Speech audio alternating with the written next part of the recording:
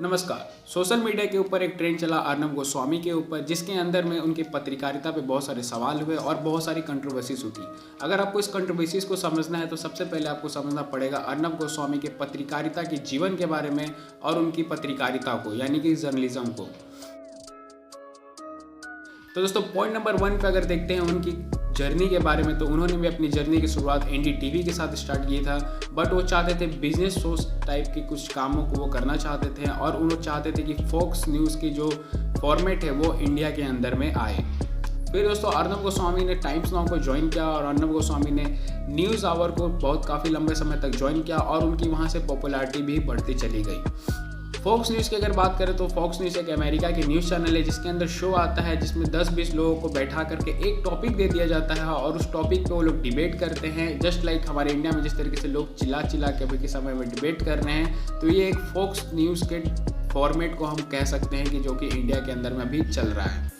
और अर्नब गोस्वामी भी रात के 9 बजे टाइम्स नाउ पे जो शोज़ करते थे उसमें क्रिटिसाइज़ करते थे उस टाइम की प्रेजेंट गवर्नमेंट को, और उनके क्रिटिसाइजेशन के कारण जो भी मिडिल क्लास के वर्ग थे, जो नीचे दबे कुचले लोग थे, उन्हें लगता था कि वो जनता की आवाज़ है, मिडिल क्लास लोगों की आवाज़ है, जो पुअर फैमिलीज़ हैं उनकी आवाज़ है।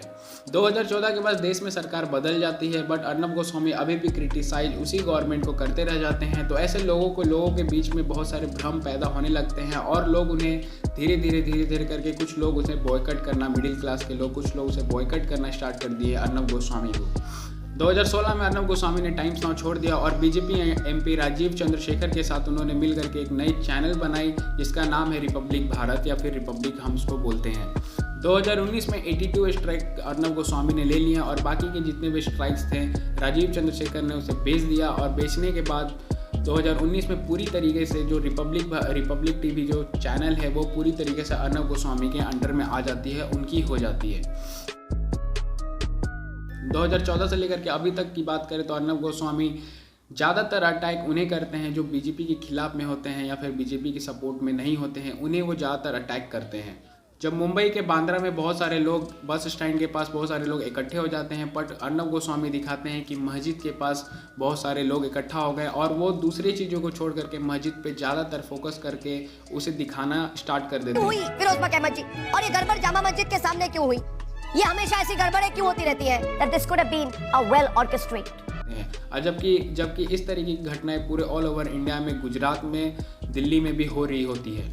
जिस तरह सरकार ने बोला था 30 दिन पहले स्टिमुलस पैकेज जो होता है 30 दिन पहले ही बोला गया था कि वो आ जाएगा, बट अभी तक वो नहीं आया। तो इन सब जैसे मुद्दों को वो नहीं उठा करके इन सब जैसे मुद्दों को ज़्यादा उठाती है। इसके पीछे दोस्तों एक रीज़न भी है जो कि मैं कुछ देर के बाद आपको बताऊंगा। और दोस्तों बात करते हैं अभी प्रेजेंट के इंसिडेंट जो कि पालघर में हुआ। वहाँ पे अगर बात करें तो करीबन 200 की भीड़ करीबन 3 लोगों को एक फेक न्यूज़ के शिकार में मार देती है।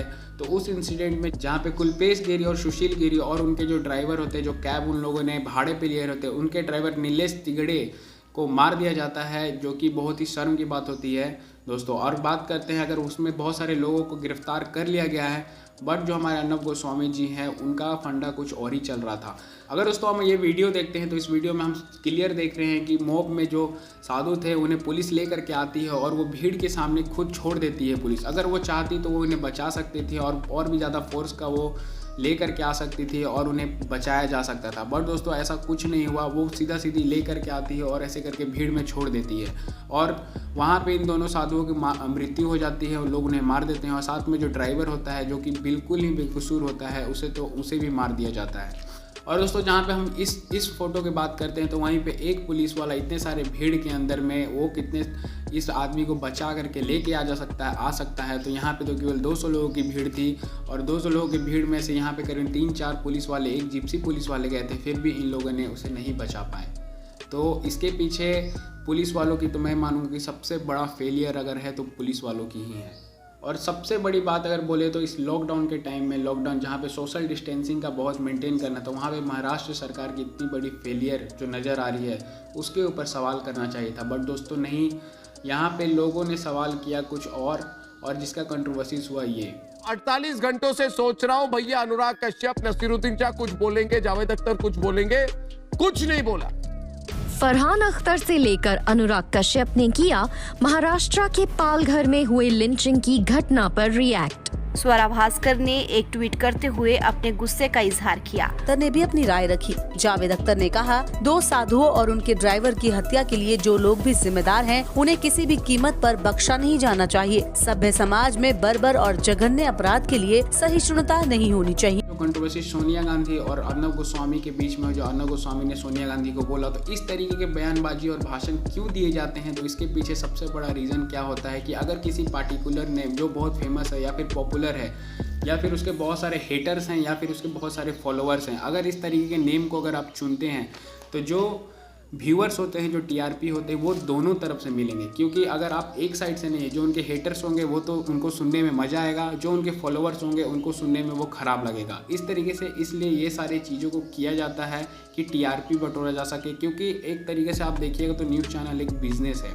पैसा अर्निंग के लिए वहाँ पे लोग काम करते हैं और पैसा अर्निंग उनका मेन मोटो होता है। और साथ में जो जर्नलिज्म होती है आज की डेट में इंडिया में कहीं ना कहीं बहुत दब गई है। पहले के डेट में अगर थोड़ा सा भी टीवी पे अगर थोड़ा सा फोटो भी इधर पीछे में आ जाता था खड़े होकर के, तो लोग बोलते थे कि वाह अरे मेरा फोटो आया, ऐसे वैसे, इस तरीके से बातें होती थी। बट आज के डेट में अगर आप 24 घंटा भी बैठ जाना फोटो टीवी पे, तो आपको मतलब कि कोई पूछने भी नहीं आ रहा कि आप क्या हैं क्या नहीं है। तो दोस्तों, अगर ये वीडियो आपको पसंद आया हो तो इस वीडियो को लाइक, कमेंट, शेयर, सब्सक्राइब जरूर कीजिएगा।